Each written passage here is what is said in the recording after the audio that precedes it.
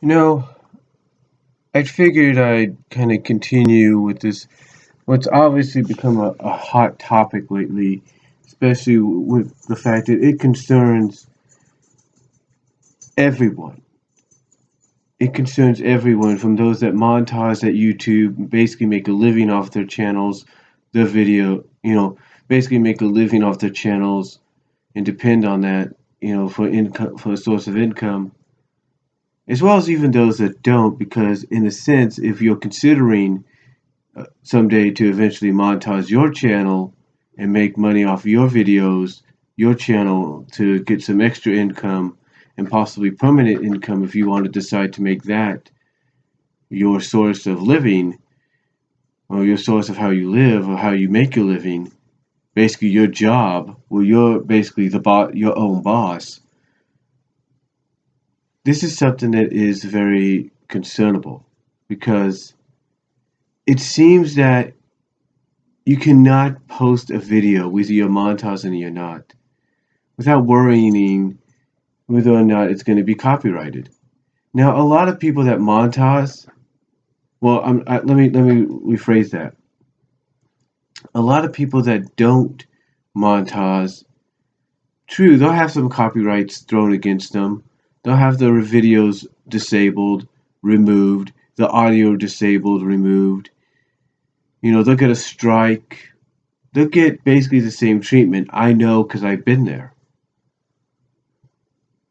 But as I've said before, when you montage your video, you put yourself on a bigger platform, a bigger pedestal than what you're on when you don't montage. And if you decide to go and be a part of the new YouTube Red, you go from that pedestal that you put yourself on, where you make yourself an even bigger target and more notable to those that will throw copyright claims at you, whether they're legit or false, and you decide, hey, I'm going to be part of YouTube Red, you basically become fair game.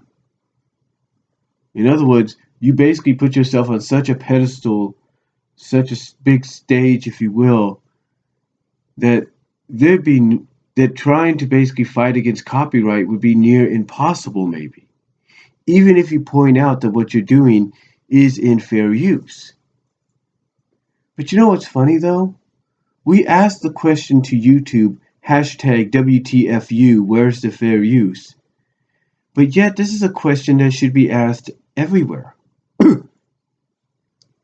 Hashtag WTFU, where's the fair use, shouldn't just be limited to YouTube. Yes, YouTube should be basically more open to explaining to these studios, these companies, that what people are doing at Channel Austin, that what people are doing at Angry Joe, at Angry Video Game Nerd, at Cinemasker, wherever, Huey Toonmore, that fellow in the coat.com, Animat, so on and so forth. That what they're doing is in fair use. There is nothing wrong. But yet, YouTube has yet to explain to those studios that don't see it that way that what people like that are doing is in fair use. Now, true, you could have people say, with all due respect, that what these people are doing is actually not in fair use. They could you can have people give their opinion in all due respect that what people are doing is actually the opposite, that they're not getting permission.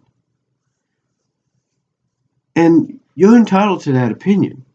You're entitled to say that because, in a sense, that's kind of true. But if it was really a big, big deal, and I mean a huge deal,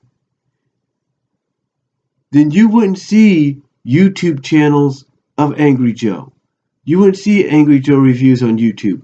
You wouldn't see AVGN reviews on YouTube. You wouldn't see Channel Awesome Nostalgia Critic or Top the Fourth Wall Linkara or Cinema Snob Brad Jones or Animat or Rob the Wonderful, or on occasions, if he can, Huey Toonmore, you wouldn't see the reviews, or even Bob Show's reviews, you wouldn't see them on YouTube. All you'd be seeing is them probably talking in an audio for about a minute or so saying, go to such and such place to see my video. Which they do. Well, a lot of them do. Rowdy C, Chris Lee Moore, does this now. Because he tried to put his videos back on YouTube, and yet because of certain videos and reviews that he did, he got copyrighted. So now he has to stick to trailers, say go to Manic Expression or go to Daily Motion, and oh, by the way, my video will be there. My review, my discussion will be there. All because the copyright system of YouTube's is broken and it needs to be fixed. It needs to be organized. It needs to be fixed. I think Rob said it best in his video reply to this, that YouTube needs to bring on people that will keep an eye out on this. They will keep an eye out and say, you know what? I don't think that person that's filing this claim is associated with Studio Ghibli or Funimation or whoever. Let's research this person. And if they were to do that, hire people that would keep a good eagle eye out on that, research the person that's filing the claim, maybe find out it's a false claim, maybe find out it's just some YouTube user being a troll going like, I'm gonna copyright this claim because that's stupid. They suck. You know, YouTube needs to do that. Google needs to do that. They need to hire these people that will, or at least do something that'll keep a more eagle eye out on false claims. Because there are people that go like, yeah, I'm gonna false claim this person. You know, I'm gonna be a troll. I'm gonna be a cyberbully, and I'm gonna copyright claim them because I don't like what they're doing. Oh, I think what they're doing is childish. And yet,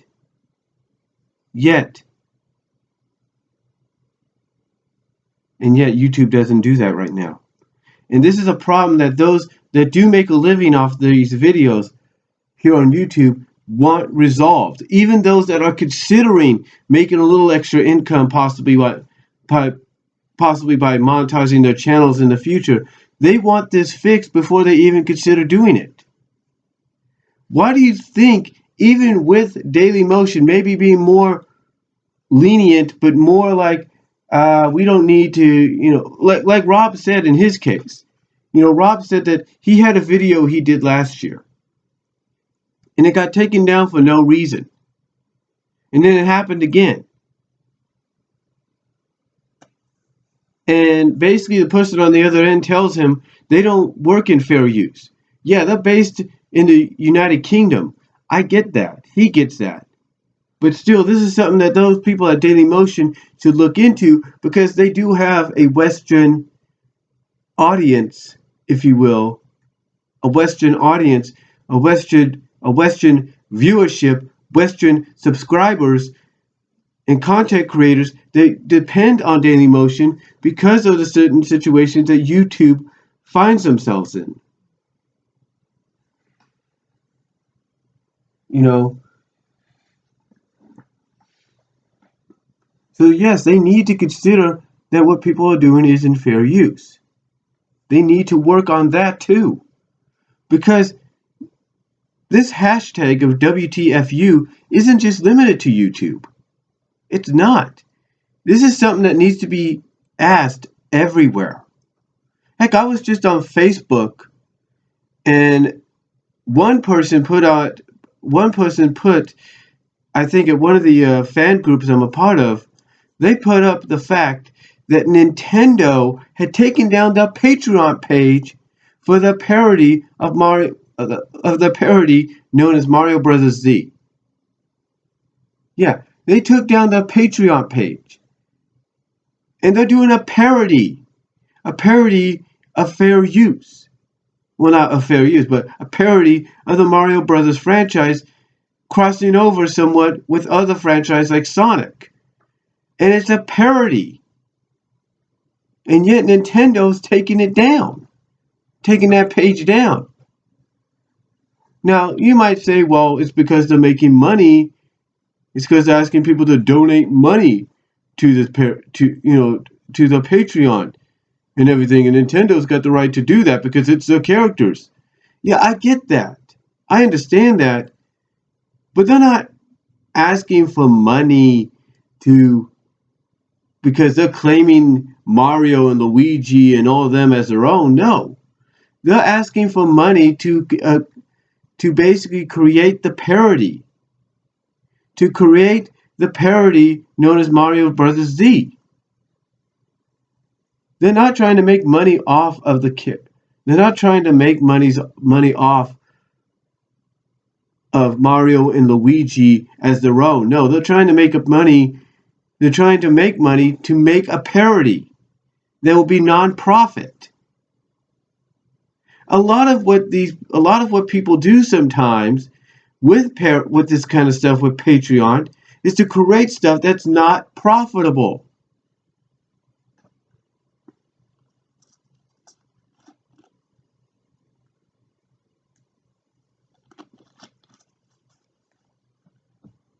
I mean, why do you think when what is it? Why do you think when that very popular animated animated fan music video featuring the song Die Young by Keisha, sung by the anamorphic Blue Fox character JJ, why do you think at the beginning of it they say it's not profitable, it's not for profit? Because even if they get people to Patreon them to do more of these, they're not making money off that video. They're not doing it for profit. They're doing it for fun. So again, even at Patreon, the question is asked, where's the fair use? I mean, there are those at DeviantArt that worry about this kind of stuff because they do animations, they do fan art that could almost pass as being legit fan art or concept art of shows or franchises or whatever. And yet they too are afraid that someone's going to come out and copyright them and try to take them down. And again, they have to ask the question of where's the fair use. Daily Motion, again, this is something they need to work on because where's the fair use even with them? When they decide, hey, we're going to just take somebody's video down and not explain why. Not even ask the person. Where's the fair use in that? Where's the fair use when someone goes to Vimeo or Vessel or Vio or ZippyCast and they say, oh, so-and-so, we're going to flag so-and-so's videos because they blah, blah, blah, blah, blah. But yet they're not doing anything wrong. They're just giving their opinion in somewhat of a parody. Like, let's say Nostalgia Critic, like Doug Walker as Nostalgia Critic and James Wolfe as the Angry Video Game Nerd. They're just giving their opinion and they're just giving their review and opinion in a parody-like setting. That's what they're doing. They're not trying to legitimately be, say, oh, it's bad, you shouldn't see it. They're parodying. It's a parody sometimes. And I think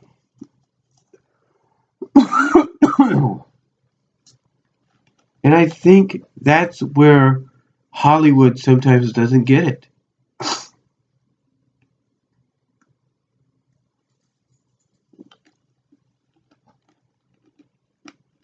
They don't get it and they don't understand. Hollywood doesn't get it and they don't understand.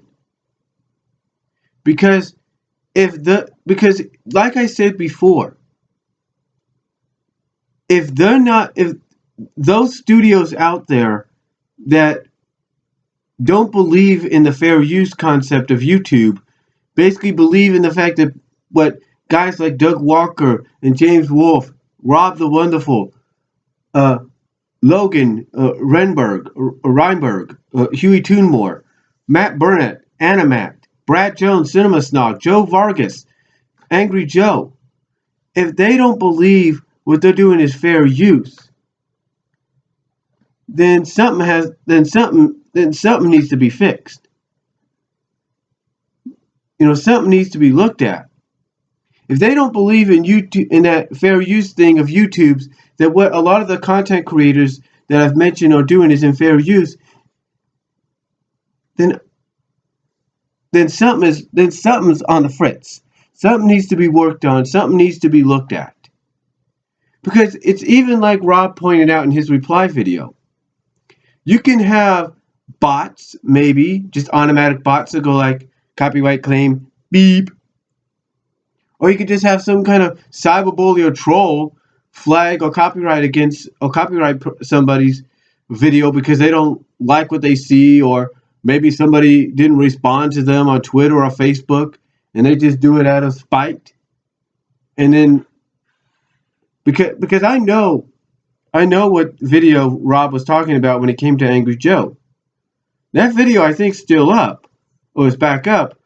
But the thing is, cyberbullies or trolls, they will do that out of spite because maybe someone like Joe didn't have time to respond to them, or they just don't like what people are doing.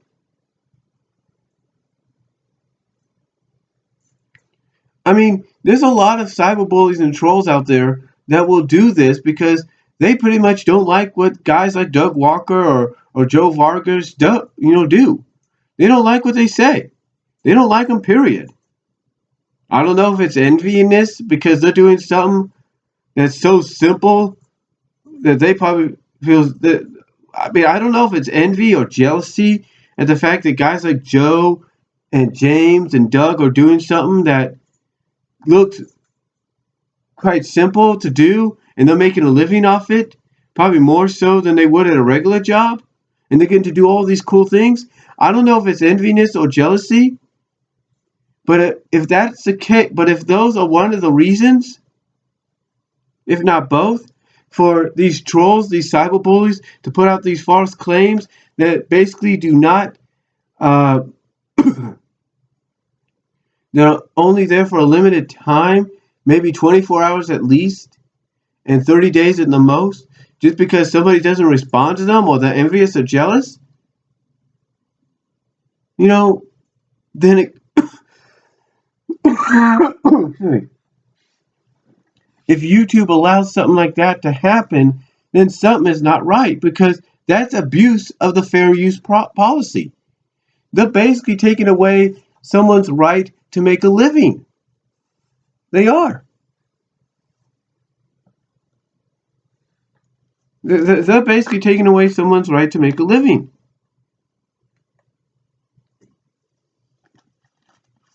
I'll give you another example.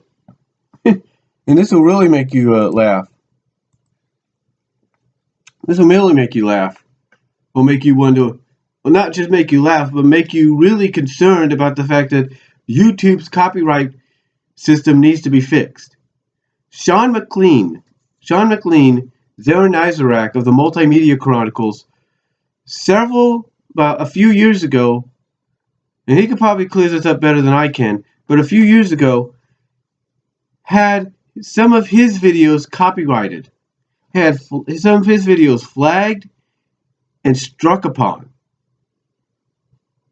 And for no real reason or no legitimate reason, due to the fact that they were copyright striking him and flagging him for videos that featured music that he had created. Yeah, he composed music, some of the music in those videos on his own, and yet he was being copyrighted. He was getting copyright strikes and flags from people claiming his videos, claiming copyright to the music that he had created, that he himself had composed and created, and they were copyright claiming those videos against him. Now, true, I think he was able to fight against it and eventually probably find out that they were, along with YouTube, find out that they were false claims, and maybe, as I pointed out just moments ago, maybe just trolls or cyberbullies that just wanted to mess with him. But the point is, That's just an example right there of how flawed the copyright and fair use system of YouTube's is. And it needs to be fixed. But it's not just their copyright system that's flawed and needs to be fixed. It's anybody's copyright and fair use systems that are flawed and need to be fixed. Daily Motion definitely is on top of that list. ZippyCast, Vimo, Vio, Vessel, Screenwave, the media player Manic Expression, SoundCloud, DeviantArt, Furfinian, all these places, Echo's Portal, all these places, they have copyright fair use systems that, even though some of them might look okay right now, they have the problems.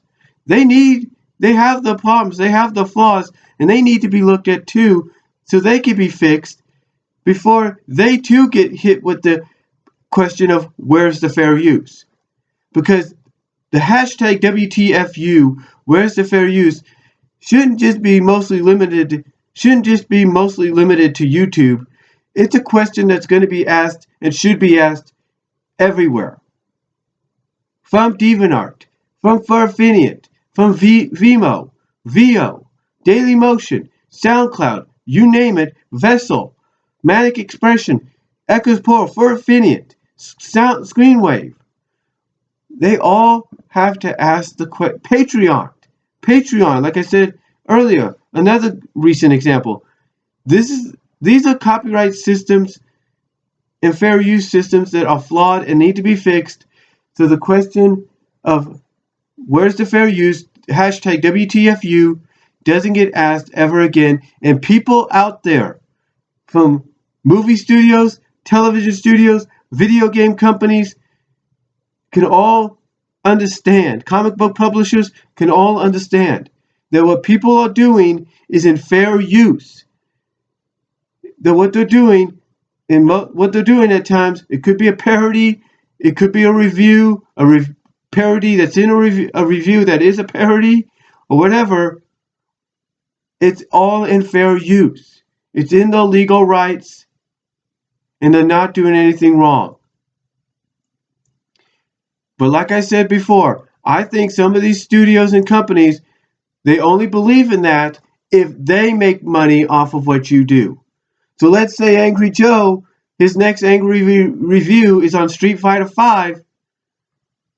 Not saying it would happen. But let's say Street Fighter V. Let's take out the fact that Street Fighter is a PS4 exclusive, a PS4 and a PC exclusive. Let's take out the fact that they're published by Capcom. Let's say Street Fighter V was published by Nintendo or whoever, another video game company, and Joe goes to all this hard work to do his angry review for this video, for this game, to let you know whether it's good or bad. And the only way said video game company will allow that review to happen and be seen is if they make the profit. Despite all the hard work he does. Despite all the hard work and effort he puts into it, they'll only allow it if they make the profit. Same with Doug Walker and the Nostalgia Critic reviews. Let's say, his two-part Happening review. He puts all his hard work into that, but the only way Fox will allow it to be done is if they make the profit. And yet, there are studios out there, there are companies, video game companies, comic book publishers, movie studios, and television studios that understand that what a lot of these content creators are doing is in fair use, and they're not doing anything wrong. But yet you still have these companies, these publishers, these studios that are stubborn and not believing that. And again, it's not just limited to YouTube. There are other places, like I've mentioned, like DeviantArt, Daily Motion, Vio, Vimo, Vessel, ZippyCast, Fur Affinient, Echo's Portal, Patreon, these are all places that are still targeted because of that. And the question gets raised there too of where's the fair use. So hashtag WTFU to end this video, I'll put it like this. It's not limited just to YouTube. And I think we need to open up and realize that.